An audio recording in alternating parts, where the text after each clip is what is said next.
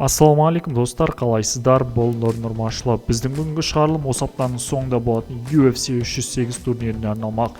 UFC 308 турниріндегі басты main event бұл ерлер арасында 145 фунт салмақта өтетін чемпион Илья Топурия мен американдық Макс Холлоуэй арасында өтетін титулдық кездесу. Co-main event бұл ерлер арасындағы 185 фунт салмақтағы нөмір 3 австралиялық Роберт Уитакер мен нөмір 12 орындағы шешенстандық Хамзат Чимаев арасында өтетін 5 раундтық кездесу достар.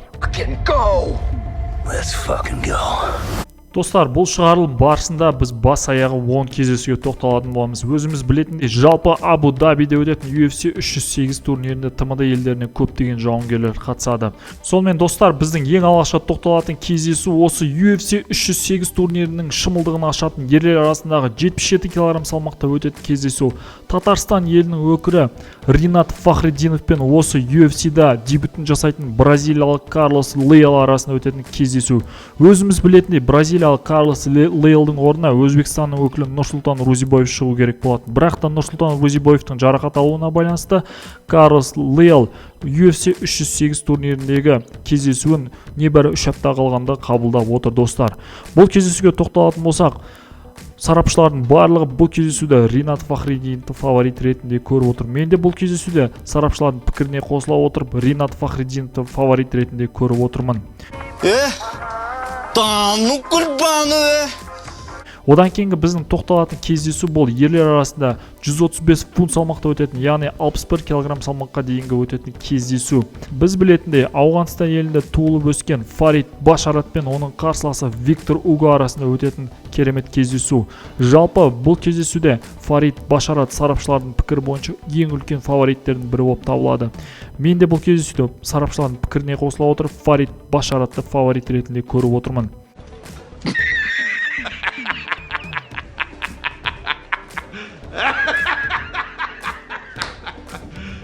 Одан кейінгі біздің тоқталатын кездесу бұл ерлер арасындағы аса ауыр салмақта өтетін өте керемет кездесулердің бірі.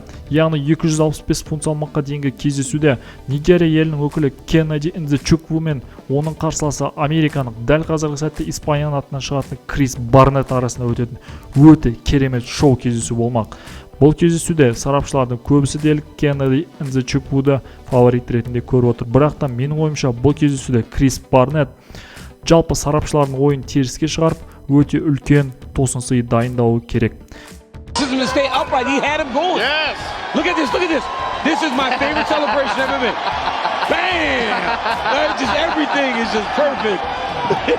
Одан кейінгі біздің тоқталатын кездесу бұл ерлер арасындағы 155 фунт салмақтағы өтетін кездесу.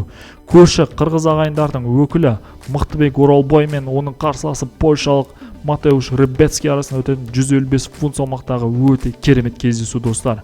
Біз білетіндей, Мықтыбек Оралбай Элвис Бреннерді UFC 301 турнирінде жеңіске жетсе, ал оның алдындағы UFC Fight Night-тардың бірінде біз білетіндей Урош Медичті 170 фунт салмақтағы кездесуді уақытынан бұрын жеңген болатын. Ал Матеуш Рыбецкий біз білетіндей американдық Kill Cliff залында жаттығатын, яғни Шавкат Рахмонов өзінің дайындықтарын өткізетін залда жаттығатын керемет жауынгерлердің бірі. Және де біз білетіндей Kill Cliff'та бәсекелестік деңгейі өте жоғары екендігін атап өтуіміз керек.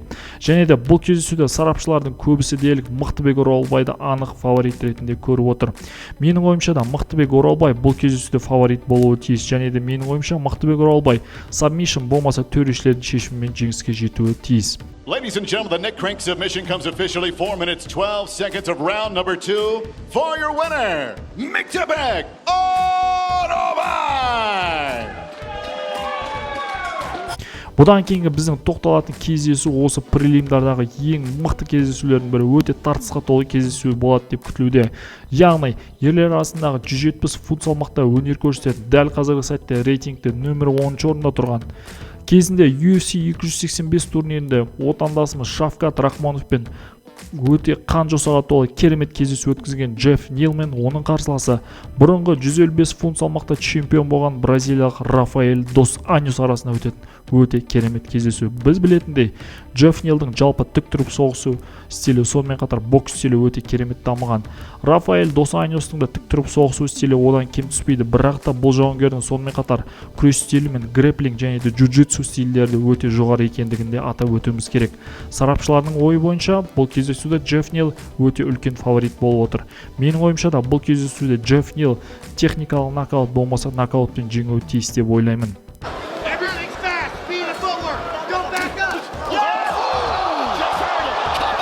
Одан кейінгі біздің тоқталатын кездесулер достар, бұл осы UFC 308 турниріндегі мейн карт. Мейн карттың шымылдығын ашатын ерлер арасындағы 185 фунт салмақта өнер көрсететін ресейлік, дағыстандық, яғни Шарабуддин Магомедов, яғни Шарабулет Магомедов пен оның қарсыласы Арменияның атынан шығатын Армен Петросян арасында өтетін керемет кездесу.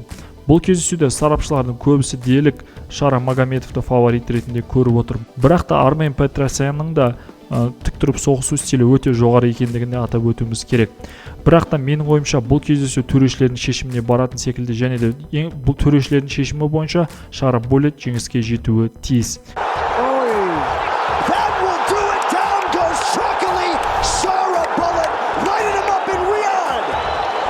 Одан кейінгі біздің тоқталатын кездесу бұл ерлер арасындағы 145 фунт салмақта, яғни 66 кг салмаққа дейінгі өтетін өте жоғары деңгейде кездесу.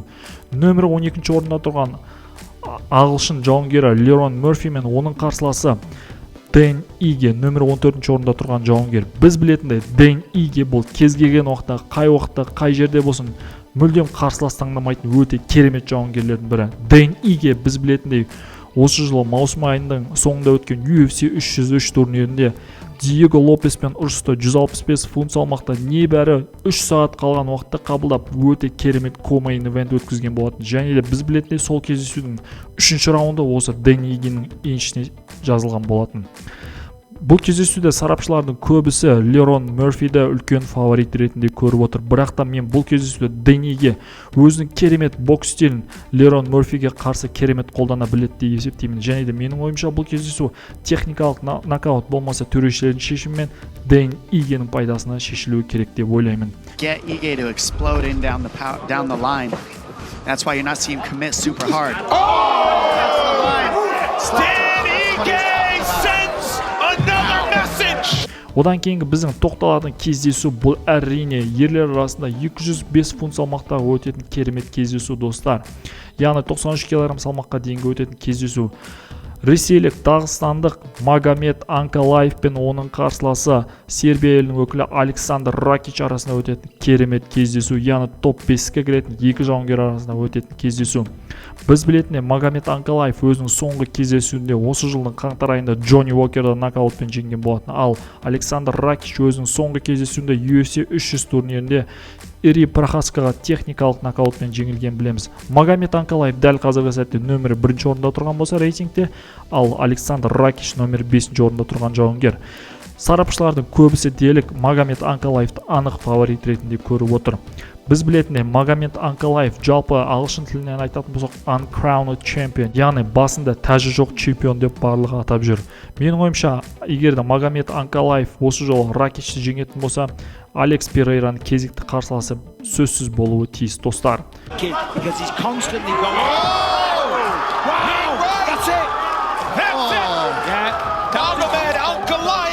Одан кейінгі біздің тоқталатын кездесу бұл ерлер арасындағы co-main event. Ерлер арасында 185 фунт салмақта, яғни 84 кг салмақта өтетін австралиялық бұрынғы чемпион осы салмақтағы Роберт Уитакер мен оның қарсыласы Шешенстан елінің өкілі Хамза Чимаев, яғни нөмір 3-ші орындағы Роберт Уитакер мен нөмір 12-ші орындағы Чимаев арасында өтетін керемет қан жосаға толы кездесу болмақ.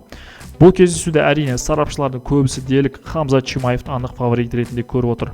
Менің де оқырмандардың көбісі Хамза Чимаевты фаворит ретінде көріп жүрген байқап жүрмін. Сонымен қатар көптеген біздің жанкүйерлер де Хамза Чимаевты мықты, күресі мықты, өте керемет дамыған деп есептеп жүр. Бірақ ағылшындардың тілімен айтатын болсақ, яғни американдықтардың тілімен айтатын болсақ, fuck it. мен Роберт Уитакерді фаворит ретінде көріп отырмын. Роберт Уитакер төрешілердің шешімімен болмаса техникалық нокаутпен осы Хамза Чимаевты жеңуі тиіс деп есептеймін достар. Екі соққысы дәл тиді қазіргі кезде, есінен тандыруда нокдаун және нокаут достар. Осымен аяқталуы тиіс кездесу және де бітті. Роберт Уитакер нокаут достар. Нокаут Роберт Уитакер достар, нокаут, бірінші раундтағы нокаут. Роберт Бобби Наклс Уитакер. Let's fucking go! Let's fucking go!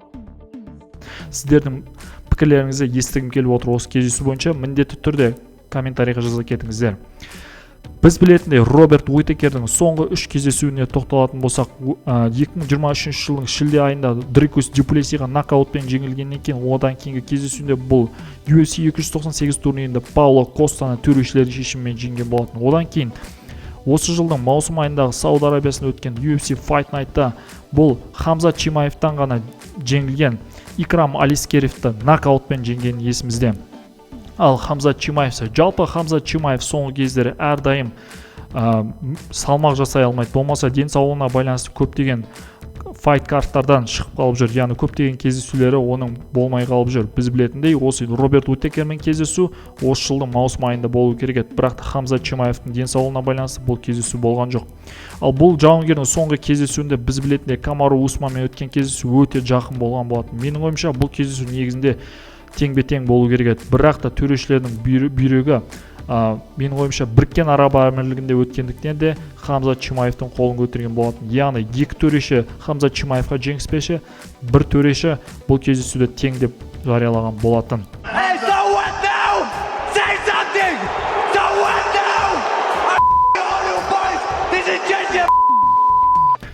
Біздегі басты main event достар, бұл ерлер арасындағы 145 фунт салмақта өтетін чемпион испаниялық грузиялық жауынгер Илья Тапурия мен оның қарсыласы американдық Макс Холлоуэй арасында өтетін өте керемет кездесу достар.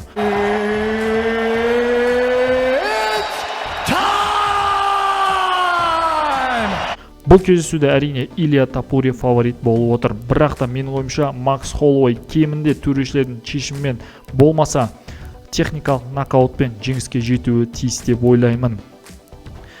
Әрине, біз білетіндей Илья Тапурия әлі де мүлде жеңілмеген жауынгер. Біз білетіндей 15 кездесудің ешқайсысында жеңілген. Ал Макс Холлоуэй бұл өте керемет жауынгер. Бұрын чемпион болған.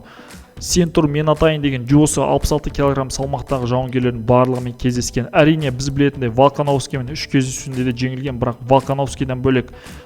Волкановский және де Илья Тапуриядан бөлек бүкіл қарсыластардың барлығын доминантты түрде жеңіп жүрген Макс Холлоуэй екенін біз білеміз достар.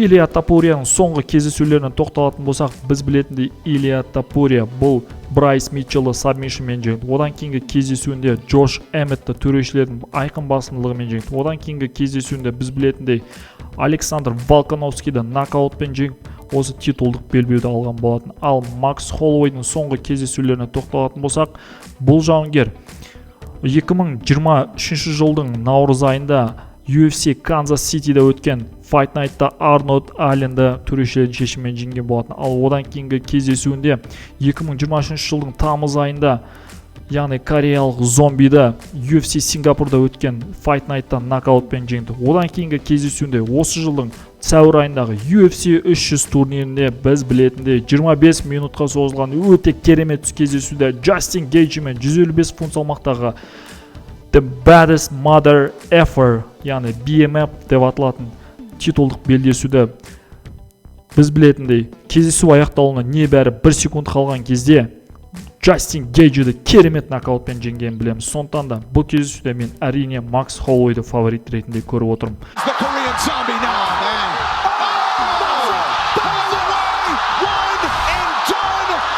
Ал сіздерше достар, міндетті түрде аталған кездесулер бойынша ойларыңызды жаза кетіңіздер. Және де бастысы каналға жазылып, лайк басып, комментарий қалдыруды ұмытпаңыздар.